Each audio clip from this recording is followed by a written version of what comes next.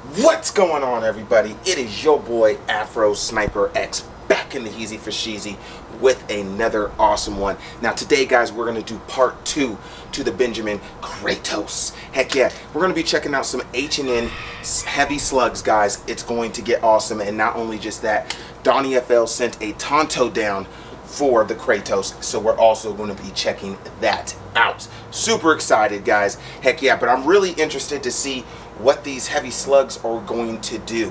What kind of groupings are we going to see?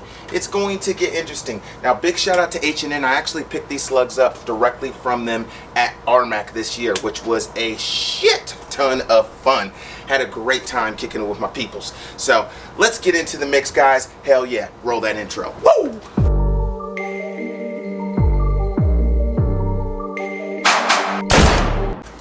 Alright, guys, we got the target set up right here, guys. We're going to be doing the H&N heavy slugs in this group right here, this little box right there. And then the one on the right of it right here, guys, we are going to be doing the polymags once again. I just wasn't satisfied with the grouping that we got in part 1. So I figured we're going to rewind and retry and let's see if we could get something different, right? Heck yeah. So let's hop up on that trigger. Let's pull some triggers. Let's send some rounds downrange. Whoo, that's gonna be flying, baby.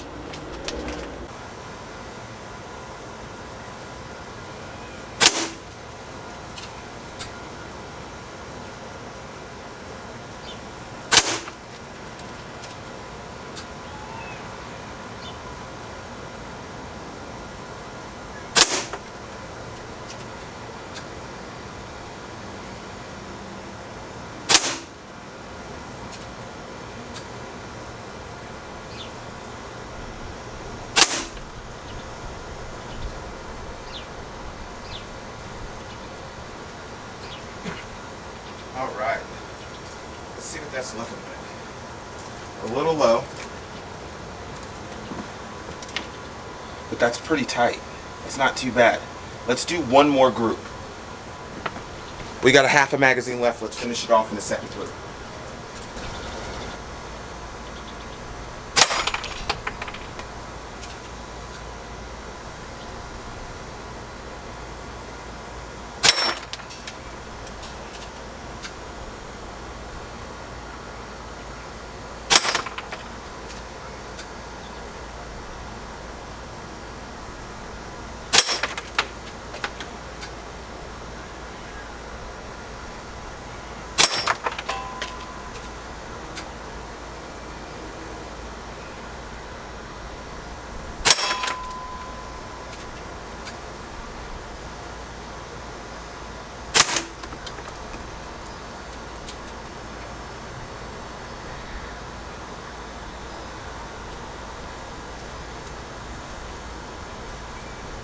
Alright.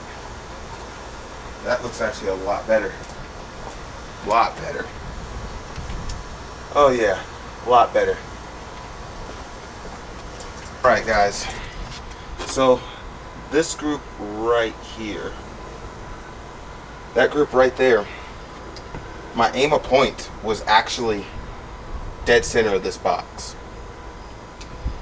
So that was the first group, which didn't look too bad. But as you can see, we were shooting a little low. But it definitely was a good pesting group size right there. So what I did is we ran the second magazine, as you guys just see, and we changed our aim point to about right here. And that delivered us right in the end zone, which was pretty good. So right there got us to right there. Dead center in the box got us to right there, and that's at 25 yards. So I'm kind of got mixed feelings about that, to be honest. Just because we're at such short of a distance and we're already seeing major droppage at that short of a distance. So it definitely could be fixed with just correcting your optic, just moving your red dot, you know what I'm saying, adjusting it. But for this short of a distance, man, I'd hate to take it out to 50. It's going to be crazy. Now I want to make a note that we are running this gun today at the 200 bar, not the 300 bar. due to not having a lot of air in the tank. So I got to get the tank filled. But even with that, at 25 yards, man, we're looking at almost 1.5 inches of droppage. That, I don't know. But it's all good. We're going to try the polymags now. We're going to retry the polymags, so we're loading that up right now. And we're going to see if we could get a better group than what we got last week. I will put the link to part 1 in the description, so you guys can go check that out, and you guys could actually watch part 1 and part 2. But while you guys are doing that, why don't you go ahead and smash that like button for your boy. It really helps my analytics. It really helps the channel grow. And if you're feeling generous, hit that subscribe button, please, and thank you, man. All right, polymags, let's do it.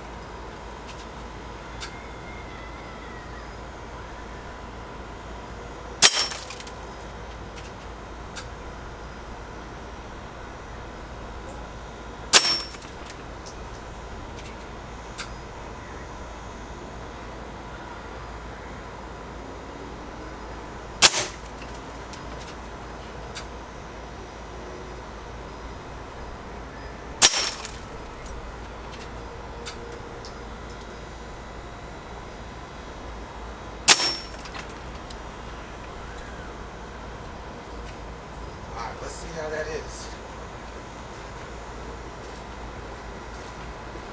Ooh, already that looks way better than what we seen last week. Way better than what we seen last week. Where's my Sharpie?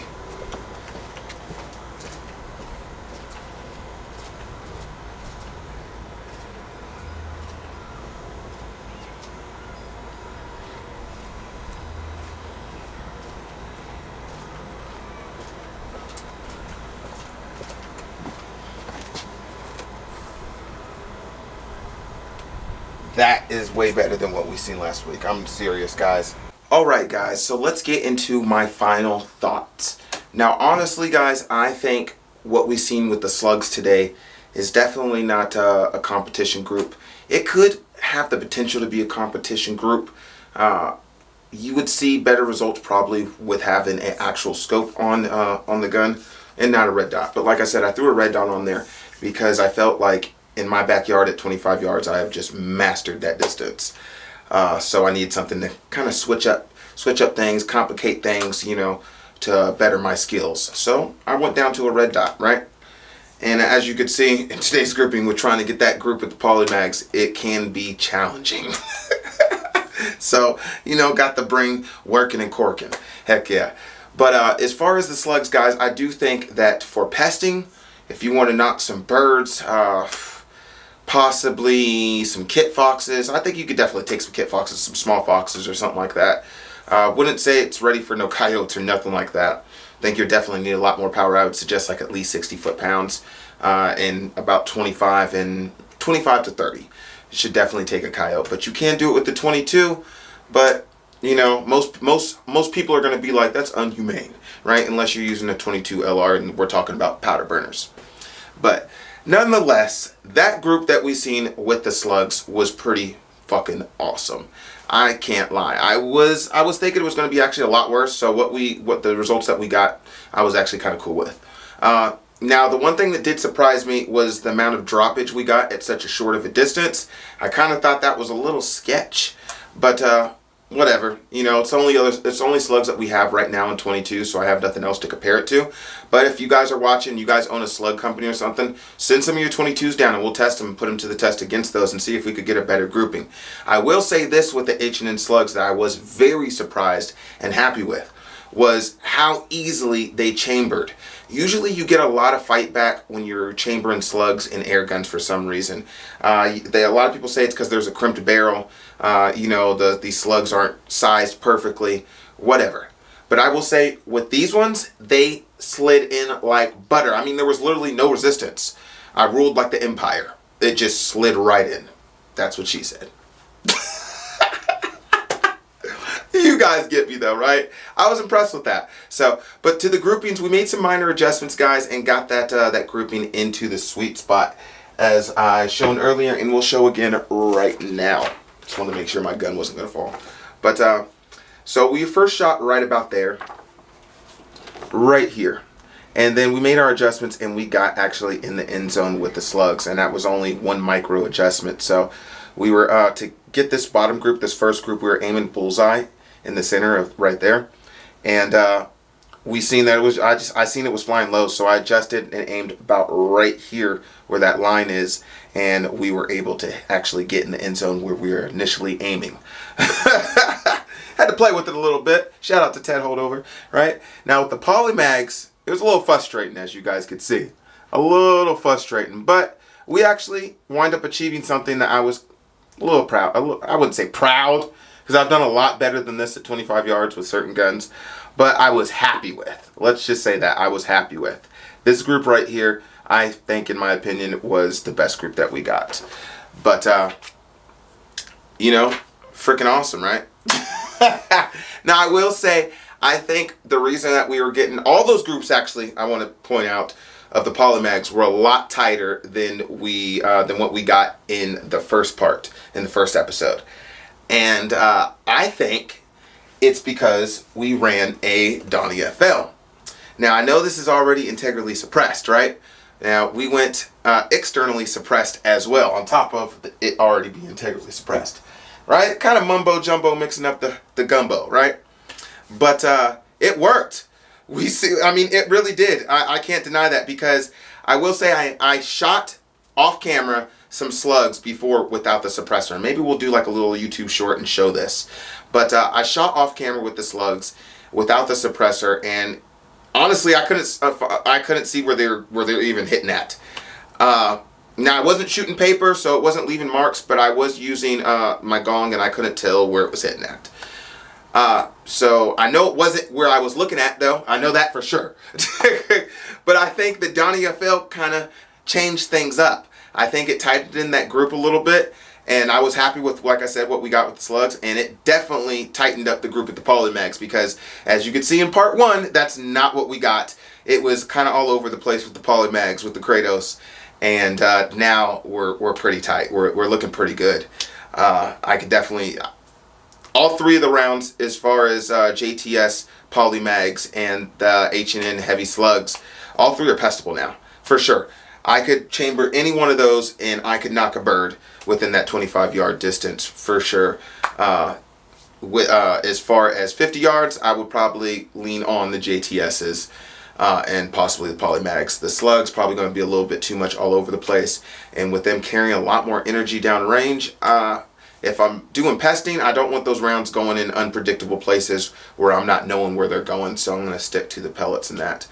But so, you know, the lesson there is for the pesting, and especially for all you guys that are new to the pesting stuff, know what's beyond your target, you know, for real, and know your target and know where you're hitting, for real. That is things that I think new shooters and young shooters definitely should drill into themselves, that you got to know, because you could use a slug, right? Say you're in your backyard.